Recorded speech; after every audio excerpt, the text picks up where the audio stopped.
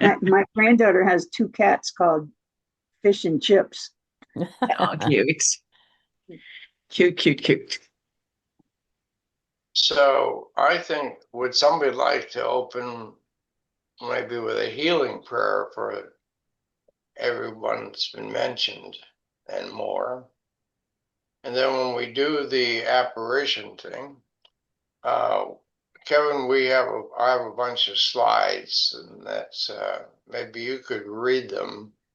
That's a good memory jogger of what the subject matter is.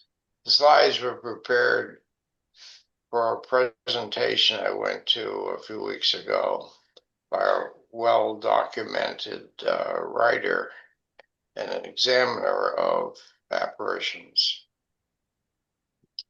So who's up for doing the prayers this morning? Else wants to, I could do it.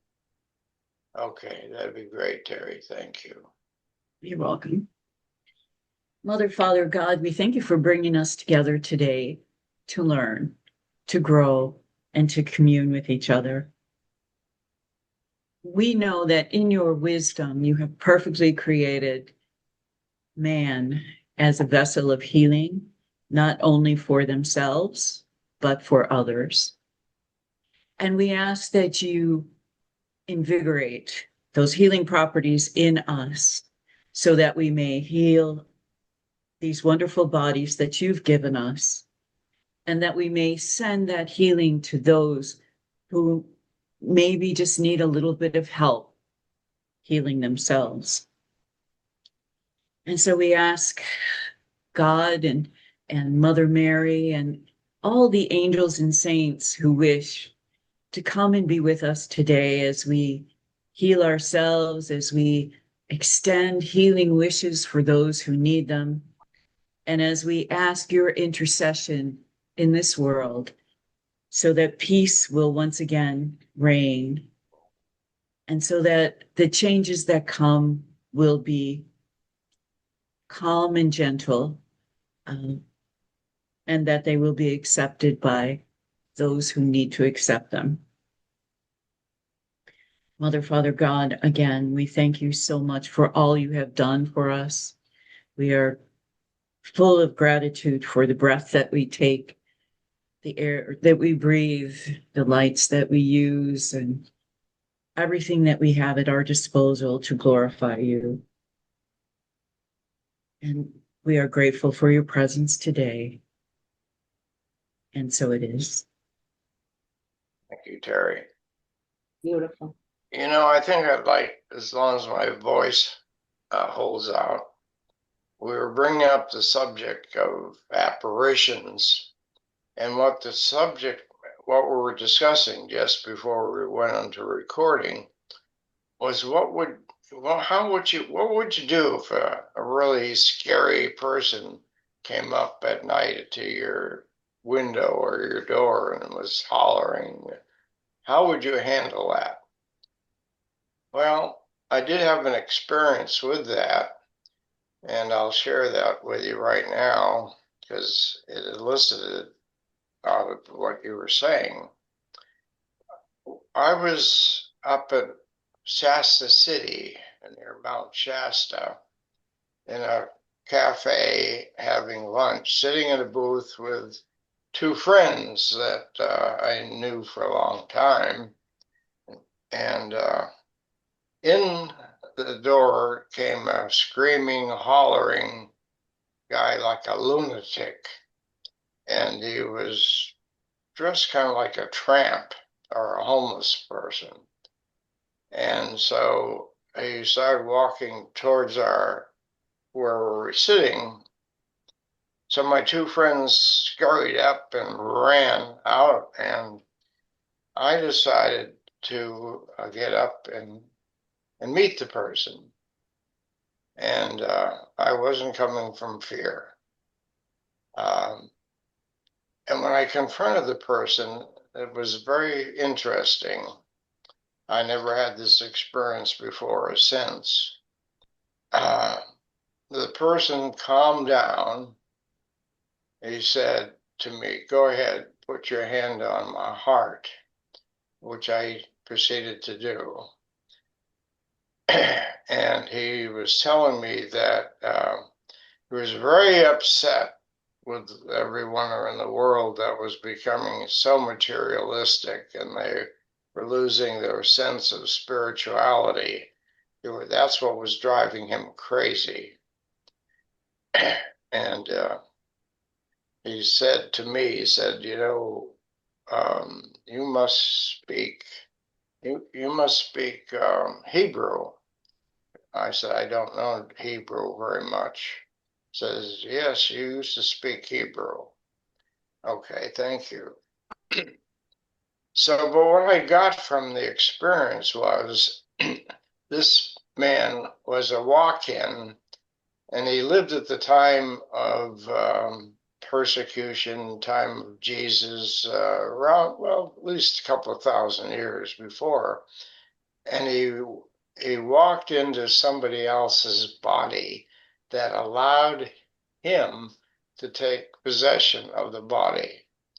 Now, those things, strange as they seem, do happen, and that was my first experience with a walk-in. And it was an eye-opener for me.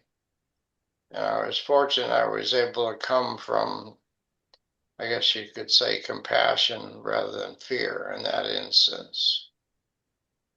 And then there was another, that reminds me of another instance when I was working in Mexico. I had a church down El Centro, and it was in the afternoon, and there wasn't anything going on, so I was home. And I got a call from somebody. It turned out he was a trucker. How the hell he got my personal phone number and called, and he was passing through, and he called me. He was explaining to me that he's got a problem, so forth, so on. So I said, well, you know what? I'd like to take you to my friend Margarita, who has a Temple of Luz. It's a healing temple in Mexicali, and maybe she could help you. So I arranged to take him there the next morning, and we went into the place, and there was probably about 60 people sitting in the temple room, and when the ceremony starts, my friend Margarita, who's clairaudient, it was a fascinating lady. When she opened her statement, she greeted everybody. And then she walked down the aisle. I was sitting in the back near with this man that was a trucker, and he had just written something on his matchbook cover, said something like this is a place of the devil. He had written that down. I didn't know that. My friend Margarita picked it up, and she came down the aisleway, and she confronted him and said, this is the house of God. And so that was fascinating just in itself. Now it turned out, I'll make this brief. It turned out this man that I was reaching out to help and said he was looking for help was afraid to have it. And it turned out he was from Beverly Hills, California, and his grandfather was a mafia captain, chief, and he killed lots of people.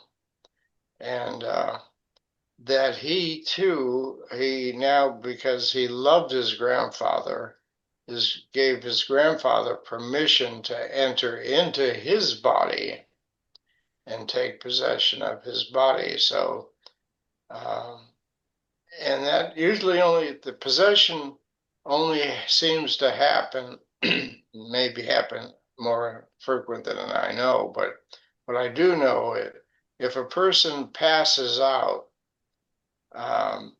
they're unconscious, but that is just generally like you're in a dream state where you can allow a walk-in or someone else to use your body.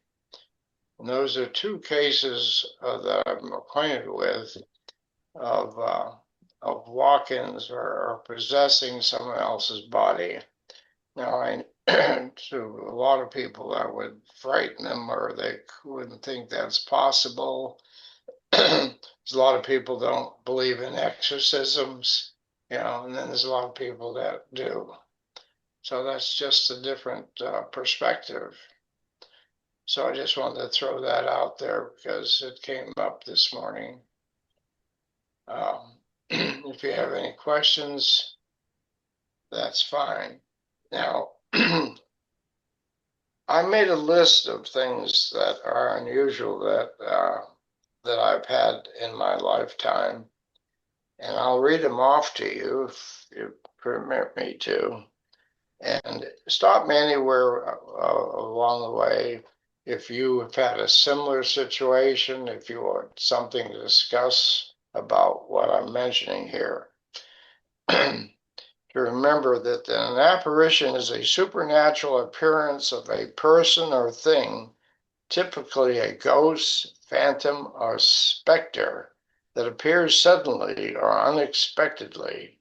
It refers to an immaterial figure that seems real or striking, unusual sight. Common examples include apparitions of ghosts, the Virgin Mary, etc. This information I got a lot from Lloyd Auerbach, MS, who has devoted much of his life to the study of life after life. So my personal testimony is of out of body at age 6. When I was, in those days, I had a tonsillectomy, and you were in the hospital, and they gave you gas. There was gas, like you'd say the laughing gas, I guess today they'd call it. And while I was under, I went to another room into the hospital and visited my mother's and I lady friend who was in there for something else. And for years, I just thought that was a natural thing. I didn't even think of it as a kind of an out-of-body experience. Then in a guided meditation, while in ministerial school, I traveled to Greece to meet a Greek priest. The following year, while traveling to Greece, I actually met the priest who had a profound message. And that was amazing. That's a long story. Then my spouse, Bobby, did astral traveling to visit her deathly ill mother. Her mother lived about 4 or 5 miles from us, and she would travel at night astrally to check on her mother. And so we performed a test. We wanted to show what it was all about. So we had her mother's name was Edith, and we had Edith put her wedding ring case or something in a very different place than usual. And sure enough, Bobby verified she found it and told us where it was. That was interesting. Then I had visited many of the Marian apparition sites like Lourdes. I've been there several times, Fatima, Our Lady of Walsingham, or Medjugorje. And I think I shared last week my experience at Medjugorje when the visionary was in the church in the choir loft, and we all said the rosary, and we were told not to gawk, look around, and that's where, when the visionary saw the vision, I felt the vision and investigated some more of that. A marriage counselor friend, while in a hospital, saw Jesus at the end of her bed, who gave her a profound message. She was very troubled because she was a very good person, and She was in Pasadena, California, and she in a high-rise building in a subterranean parking lot to see a client. And when she got in the elevator, she was bludgeoned almost to death, and how her spirit kind of reached up and pressed the button to go to the main floor, and they took her to the hospital.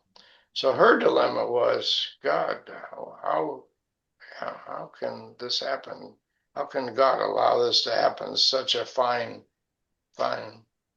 person like me? Then Jesus appeared at the end of her bed and told her, you don't need to know. You don't need to know.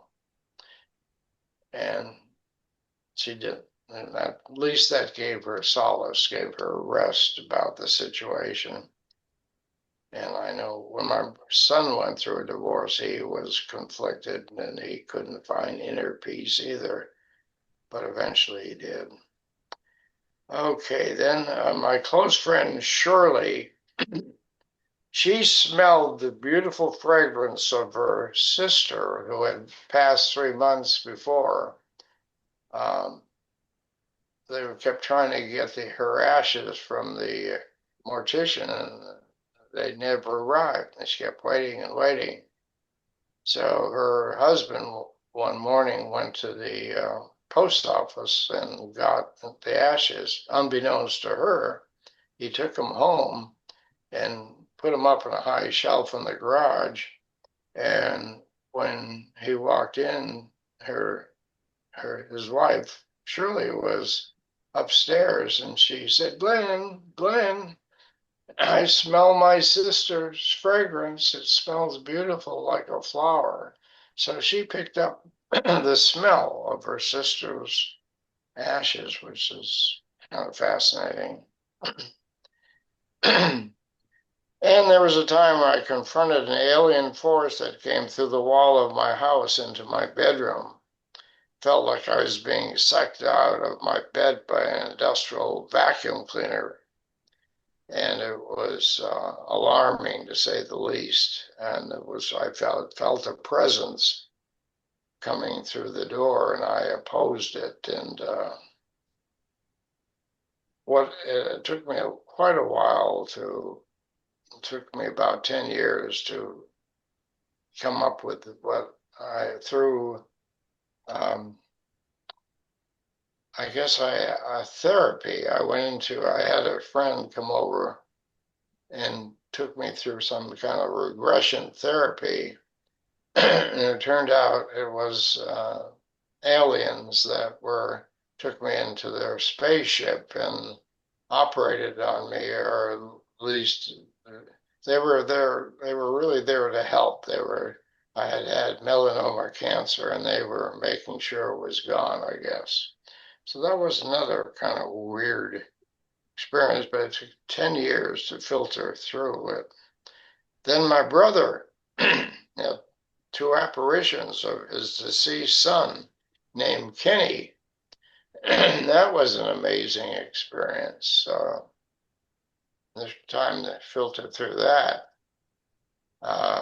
It turned out my brother had 2 sons by the name of Kenny, and they both died. And the last one was 21 years old, and they were shot to death on the Huntington Beach pier. And that threw his wife in turmoil and quite a dilemma. And she was at the gravesite every day. She was fraught with fear and worry, and she eventually got on national TV and told her story, blah, blah. My brother couldn't live with her anymore because he was such a problem. So he moved into another house they owned. He told me in the morning he woke up and he went out to the pool and sunrise, have a cigarette or something. And that's when his son Kenny appeared to him, and all the hair went up on his body, and he was kind of in shock. And the message was, you know, you've always been there to help Mom. Now she needs it the most. Please help her. And he didn't share that message with anybody for a few weeks because he thought, you know, they think he's crazy.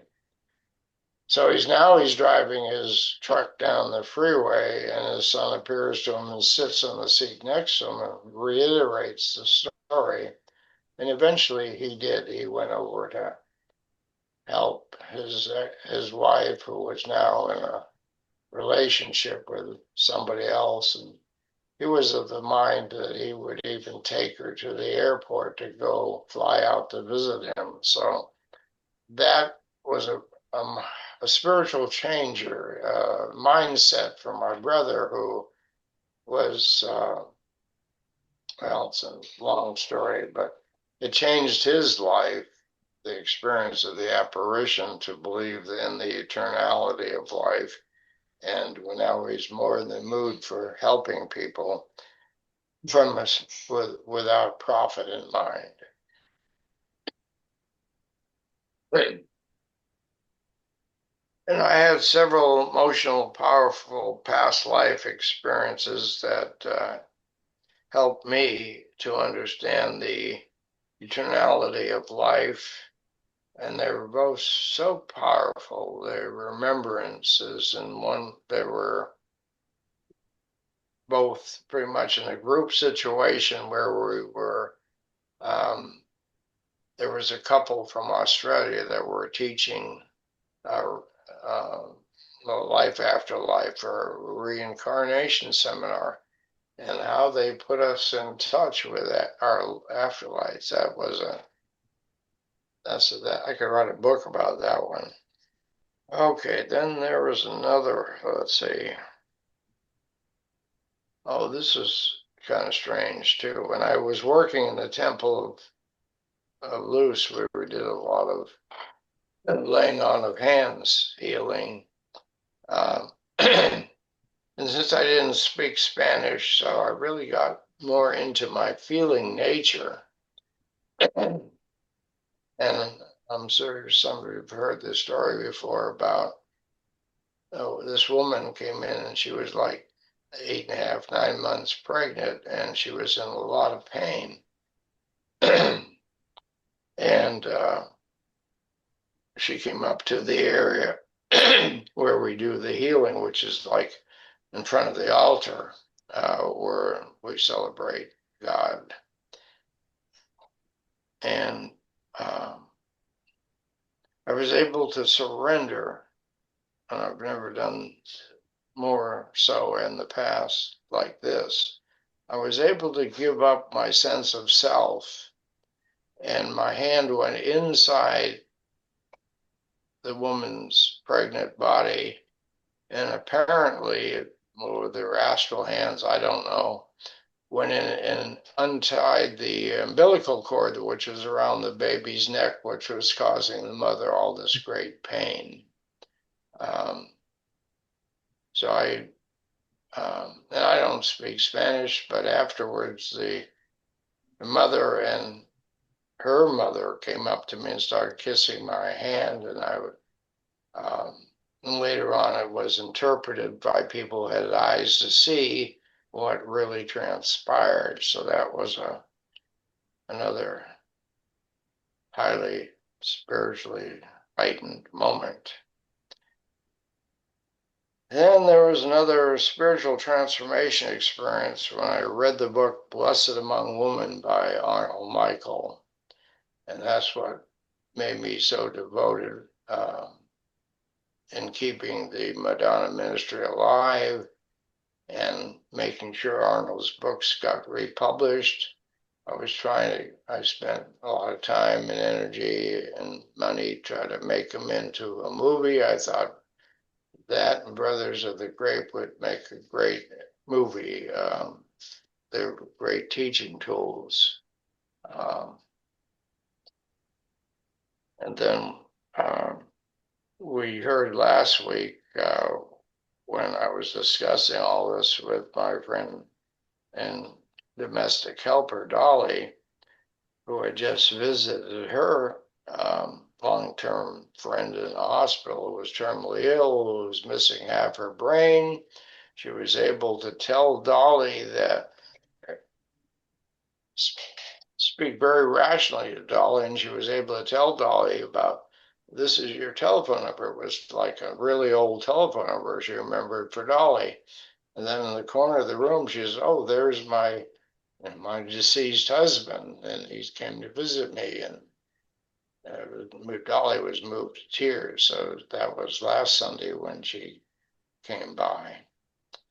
So those are some examples in my lifetime that were outstanding in my mind, in my life struggle, that helped me understand everyone's journey that may have had similar different types of experiences. I can readily accept them. I don't have to poo-poo them.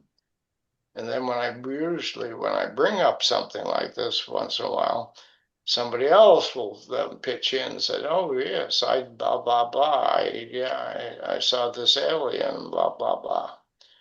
So that's my story about the apparitions or the extraordinary experiences that sometimes we call supernatural, but maybe there's no such thing as supernatural. They're just a deeper sense of what's natural, a deeper understanding or experience of what's available. So that's my take on it. If there are any questions, anyone would like to share some of their experiences, go for it. Oh, and yeah, I had a list of slides that kind of reinforced everything that was what I was talked about by the man that taught apparitions. If you want to look at that, or if you'd rather do something else, that's fine. What's your feelings? Silence. I had an experience a few years back. I was studying the community called Damanhur in Italy, where they had built temples underground because it was so controversial, etc. So they existed in quiet for several years before they became a known society. And they would tell stories of time travel and that they would, meditate amongst themselves and then go off and travel. Um, but at the time, they had talked about how what you were saying was the accepting a spirit to enter your body. And I had an experience like that twice where spirit entered my body. And the strange thing that I remember most is that my throat seemed to be shifted to the side to make room for it. So it was a very strange experience. And I never tried it again because I didn't get any messages. So I wasn't sure what the purpose was to allow for such a thing to happen. And so I just never did it again. So I don't know if anybody else has heard stories or accepted that or known What why that would be. what's the name of the group again, Nikki? It's called Damanhur. Is that the group of artists that built the temple in the? Yeah. I was there. Okay. Okay. Yeah. Yeah. Yeah, they built 11-story temple in the mountain. Yeah. It's incredible. And you go on different floors, and they're all unique and different. There Yeah. might be marble, and on one of the floors we did a meditation, and it's totally dark. There's no windows. It's in the mountain, and it's artistically, it's so freaking beautiful. It's like one of the wonders of Italy right now. Yeah. Yeah. Thank you. Anyone else? Well, just to answer your question, Nikki, when a spirit takes over a body, it's like getting a new car. You're just not sure where all the controls are, and you're not sure what the frequencies are, and you're not sure about any of that. So I think what happened was they were just like trying you out for size, Okay. kind of a thing. Test And drive. the fact, yeah, test drive. And so the fact that you didn't that you were still really you didn't give up. You were still Ah, very conscious because you okay. felt them. I think just from my few experiences, the trick is to step way back and watch while they and it's not easy for anyone who is even close to being a control enthusiast to give up the control of your body as someone Yeah. else is very difficult. Yeah. But yeah, it's a cool feeling, isn't it? Yeah. Their visit was the message. Maybe. There was no message to take, just that they were there and you know that that's a possibility. You know, that's the message. Yeah. Or at least the way I kind of look at things. Yeah. We actually had the like the number 2 and 3 person from Damanhur come to our temple in Sedona. And so they were talking about the sound baths and the plants music. They were recording plant music and some of the esoteric things that they were working with. They were very interesting people. Samantha, Samantha J.C. Knight? You know that story? Hmm. Okay. Samantha was a 10,000-year-old entity that was bringing information through Samantha, who was the wife of a dentist. And I went to one of the seminars to experience it when it was back in the 80s when I at the church in El Centro. And I enjoyed the messages. They were teaching us things that historically that archaeologists or historians knew nothing about. It was fascinating information. And J.C. Knight ended up going to the state of Washington and creating a society around that. And she had quite a following, and she channeled this entity for quite a while. I opposed it. I didn't want to give permission or anything like that to enter into my body. So when I opposed it, the next morning I woke up, I had like locked jaw. I couldn't hardly speak. Hmm.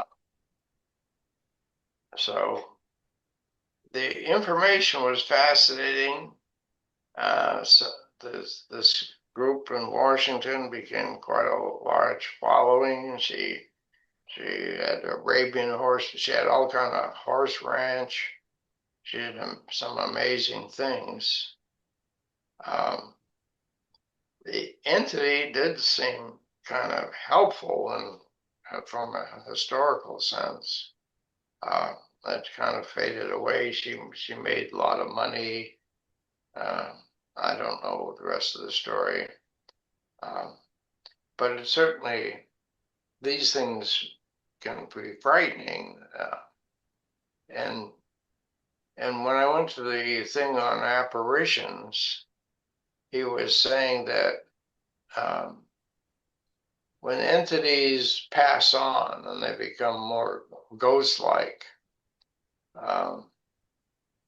that they haven't changed. If they were kind of a bad person, they're still a bad person. If they were a good person, they're still a good person. If they're a humorous person, they're still humorous. So the characteristics when you pass over stay with you, apparently. So, uh, so I would always be extremely careful about dealing with discarnate entities. I and the same thing is true of when we get any of the messages, from somewhere that we don't quite get, that seems very mystical. I'll listen to the message. If the results of it are good, if it's helpful, if it's beneficial, I go along with it. But if I'm in doubt, no way am I going to follow its prescription or what it's teaching. So there, so it's a good word of caution. As we know, Jesus was hounded by spirits they called devil, but there were probably discarnate entities that were more egotistically inclined. Anyway, I just want to share that.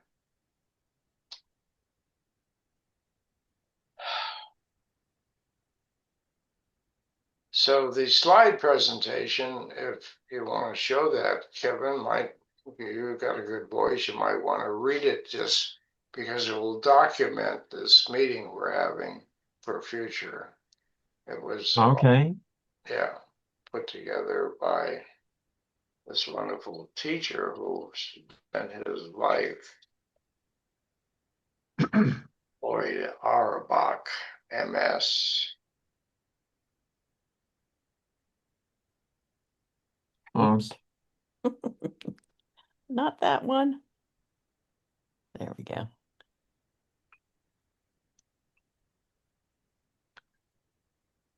Okay. Would you like me to start? Sure. Okay. Apparitions. Have you ever caught a glimpse of something out of the corner of your eye? Heard your name called when no one was there? You're not alone, and you might not be imagining things.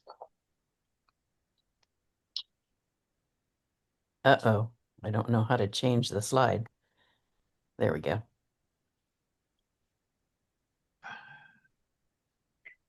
Survival of bodily death. And the highlights are out of body experiences, near death experiences, reincarnation, mediumship, channeling, possession, apparitions, discarnate entities. Apparitions, hauntings, and poltergeists aren't all the same. And understanding the difference is where real paranormal investigations begin. From survival of consciousness to place memory to psychic perception. The field is far more nuanced than Hollywood lets on.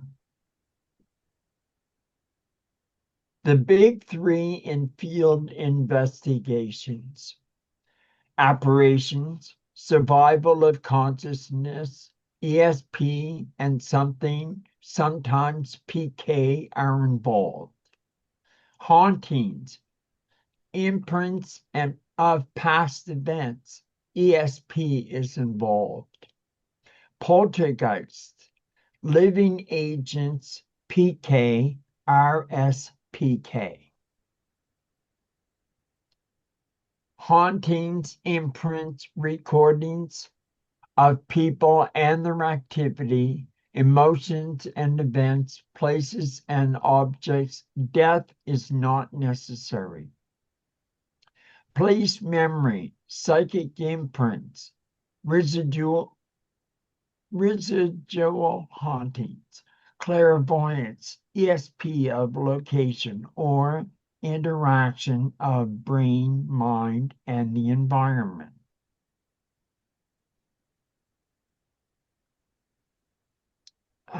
Do you want me to read the right and the left?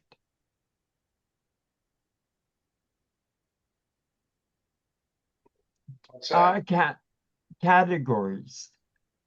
And they're slightly modified by G.N.M. Tyrrell. Crisis apparitions, apparitions of living, spontaneous, intentional, and experimental, deathbed apparitions. It's all mental, PSI.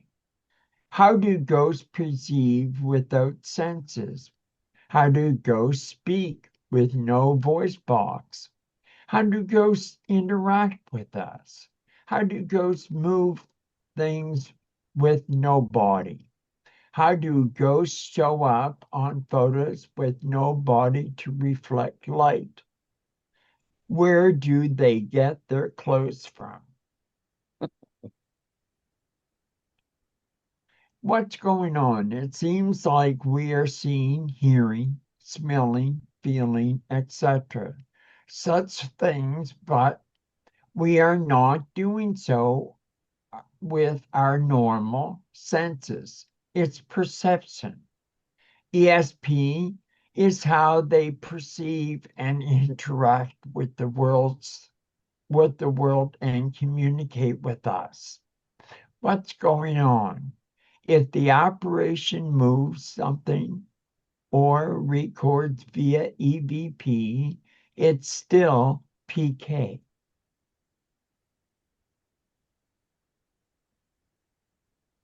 Apparition theories and models: consciousness, spirit, telepathic hallucination, imagination, neuropsychology, psychological, physical environments, place, memory.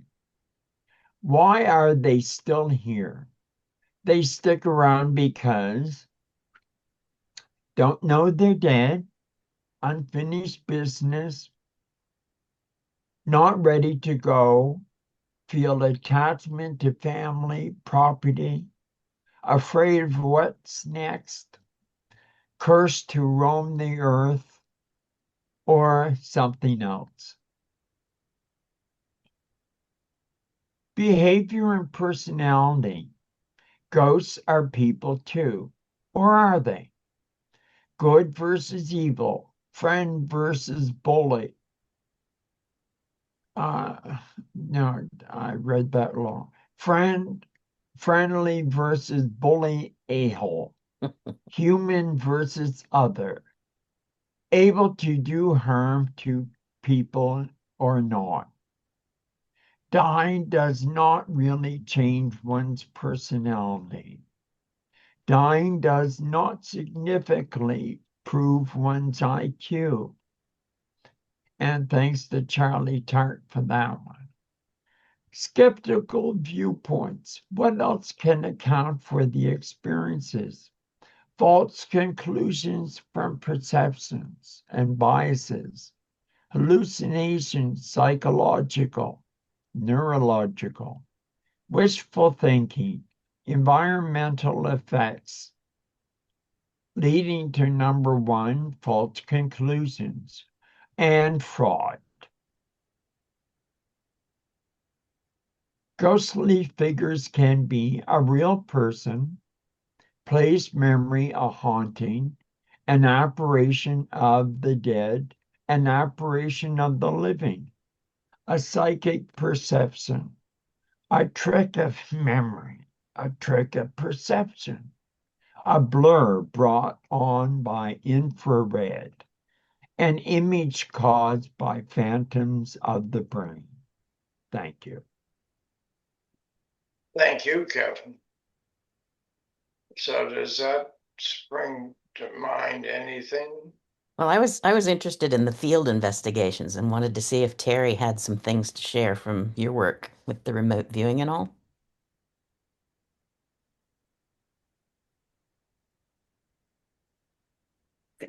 Okay, first, does anyone else want to answer Charlie's question? Thank you, Kevin, for reading those. So, I'm not sure. I think we might be talking. Can you say more about the connection between apparitions and remote viewing? Well, it was the field investigation slide where they talked about doing work with entities outside of yourself to perhaps discover things, and that reminded me of some of the stuff you were Yeah. teaching. So, yeah. So I have.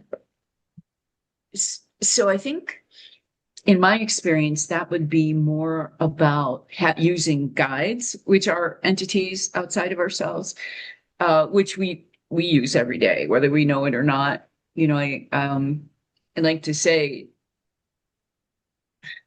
I don't like people to come in my house. So if something needs fixed, like for example, plumbing, I will call on my plumbing guides and I'll say, all right, guys, if we could do this, let's make it easy. And so I get in there and take it apart, and usually we could put it back together and it works pretty good. So that's one use of using guides. We can use guides I mean, I think a lot of the times our intuition is our guides, kind of tapping us on the shoulder and whispering in our ear. In terms of remote viewing, oh, I see what you're getting at. Remote viewing and looking for missing people. I mean, that is the point where sometimes the spirit of the person you're looking for, if they've passed, will come to you. And I have one really good example of that that happened many years ago, that particular crash, and that's a single pilot airplane. And so one man died in that plane, and just drove it right into the ground almost. What happened was they had just released some water out of the Great Salt Lake, and wherever there's water from the Great Salt Lake, when it evaporates, it turns white, just like a movie theater screen. And so what happened was they were doing exercises. There was like 3-on-2, I believe. They were doing dogfights in these aircraft. And what happened was this particular pilot somehow got disoriented, and the reflection of the sky in the area that they had just let water out over this white salt, we believe, caused him to think that he was pulling up to the sky when in fact he was driving himself right into the ground. And he hit the ground at 450 knots in a bank. So it's almost like he was on his way down and then he tried to pull up, but it was too late. So anyway, there's a safety board that convenes immediately. And I was on the investigation board, which convened 30 days later after the safety board. So there was 30 days to kind of try to make plans and figure out what I was going to do with my kids and all the, personal stuff that happened. And I walked into the room and the pilot was in the room. I just saw him very clearly in my mind's eye. He was very upset. He was really disheveled. And he's like, tell him I'm sorry. I'm so sorry. I'm sorry. I'm sorry. And I was like, okay. He goes, I didn't know. I had no idea. And this is before I knew anything about the accident, because we were sequestered from all of the earlier investigations, because our investigation is for legal process in case there's any kind of wrongdoing.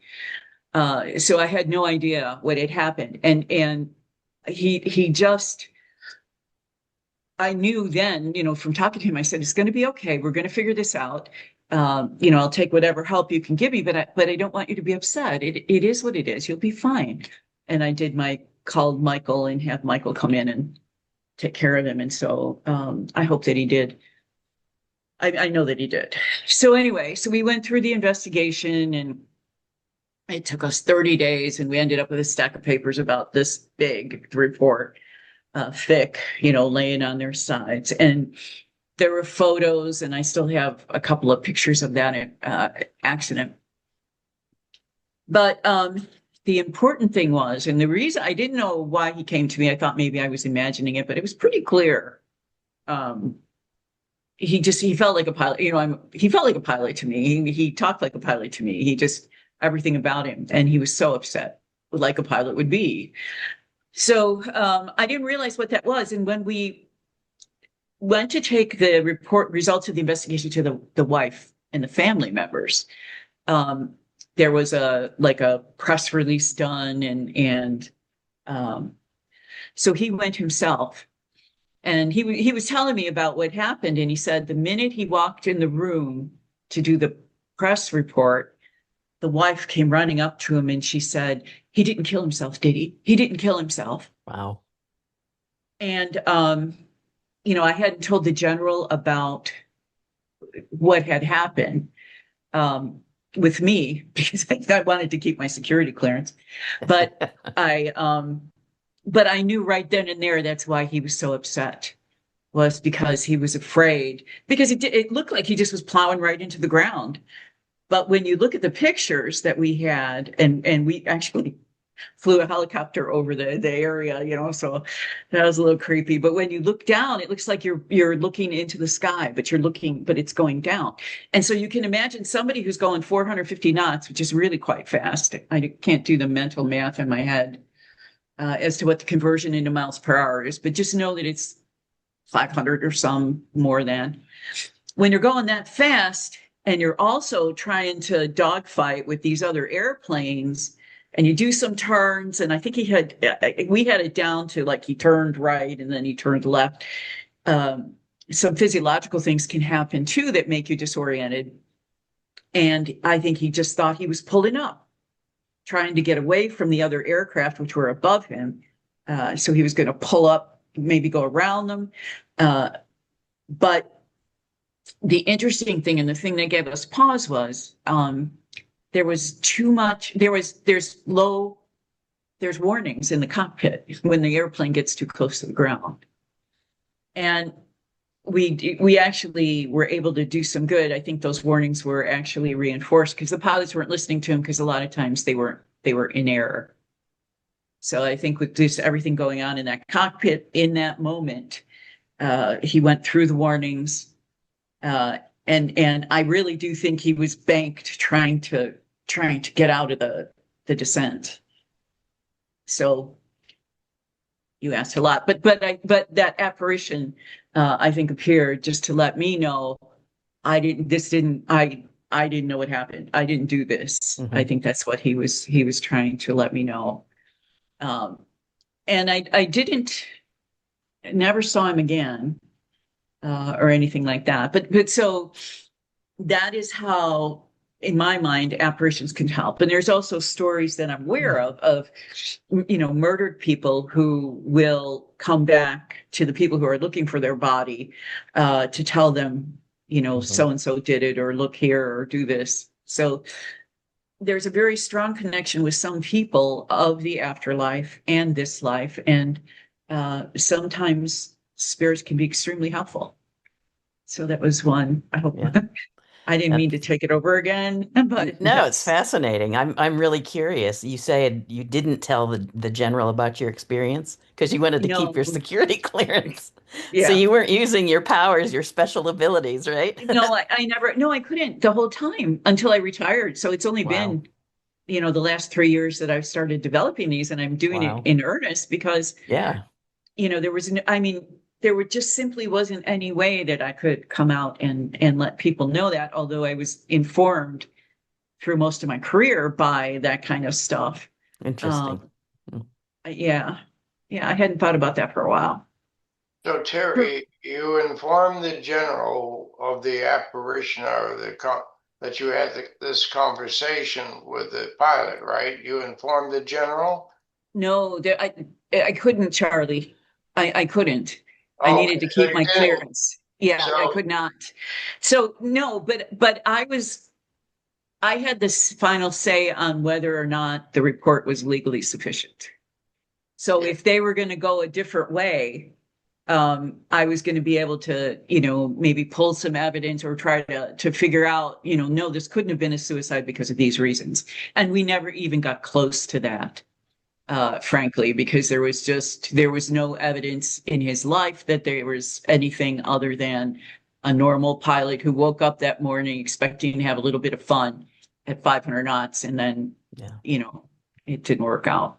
So was his wife satisfied that he didn't commit suicide? Yes, I believe she was. Yes, I believe she was. I think that's what the pilot probably wanted. Yes, that's exactly what he wanted. He wanted, and he wasn't even sure at that point what had happened. It was clear to me that he was still trying to figure out, I don't know what happened. I don't know what happened. So it was still very clear to me. And it was we went to the crash scene, and there were two guys. This is kind of gross, but this is how it happened. His body was spread over a very long area because once he hit the ground, he went through the plane almost. So they were actually raking up in the water. The water was about 6 inches deep, and they were actually just pulling him together from what they could find. So, it was very Wow. Yeah, that was very, very interesting. Doesn't do it justice, but it was like kind of life changing in some ways for me. That investigation, they all are, but that one was in particular. Yeah. Thank you for bringing that up because that Mm. brought to mind something I didn't share with the group. When I did a wedding in Newport Beach, a couple I didn't really know, I went to their rehearsal dinner. We had a rehearsal.